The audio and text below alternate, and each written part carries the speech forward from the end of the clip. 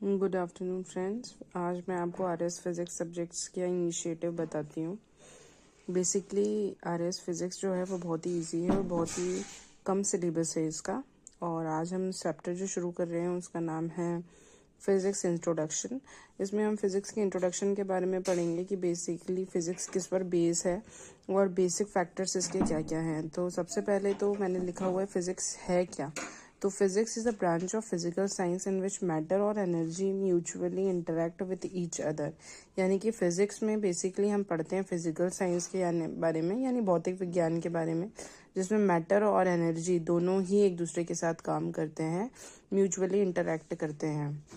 Physical science क्या है? तो फिजिकल साइंस है नेचुरल साइंस की स्टडी, जिसमें हम नॉन लिविंग ऑर्गेनिजम्स के बारे में पढ़ते हैं।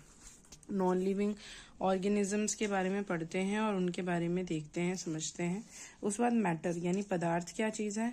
तो पदार्थ वो है जो कि स्पेस ऑक्यूपाई करता है, यानी कि जगह घेरता है, इसमें मास होता है और ये एक्सपीरियंस किया जा सकता है वाया सेंसेस, यानी कि आपको पता लगेगा कि यहाँ पर कोई चीज़ रखी हुई है, जिसे हम मैटर कहते हैं। मैटर बेसिकली क्या है बोल सकते हैं मैटर को? तो टाइनी पार्टिकल्स ऑफ मॉलिक्यूल्स, यानी कि मॉलिक्यूल्स, ये जो मॉलिक्यूल्स हैं, ये छोटे छोटे जो मॉलिक्यूल्स हैं जो जगह घेरते हैं और जगह घेर करके एक पर्टिकुलर एक चीज बनाते हैं, जिसे कहा जाता है मैटर। ठीक है, तो टाइनी पार्टिकल्स ऑफ मॉलिक्यूल्स को हम मैटर कहते हैं। मास क्या है? द्रव्यमान क्या होता है? तो quantity of matter in a substance, यानी कि किसी भी पर्टिकुलर सॉलिड, लिक्विड या गैसेस के अंदर जो सब्सटेंस हैं उन्हें हम मास कहते हैं। और ये हमेशा सेम रहते हैं। सॉलिड के अंदर वो टाइटली पैक रहेगा, लिक्विड के अंदर थोड़े थोड़े डिस्टेंस में रहेंगे और गैस के अंदर बिल्कुल अलग अलग डिस्टेंस में रहते हैं। ठीक है, तो उसे हम क्या कहते हैं? मास कहते हैं। सॉलिड, लिक्विड, गैस में जो मॉलिक्यूल्स ऑक्यूपाइड करते हैं जगह को, वो सेम रहते हैं। ठीक है, सॉलिड में पास पास, लिक्विड में थोड़ा दूर और गैस में बहुत काफी दूर। ये स्केलर क्वांटिटी होती है। तो अब ये स्केलर और वेक्टर क्वांटिटी क्या है ये समझते हैं। तो स्केलर को कहते हैं आदिश राशि और वेक्टर को कहते हैं सादिश राशि।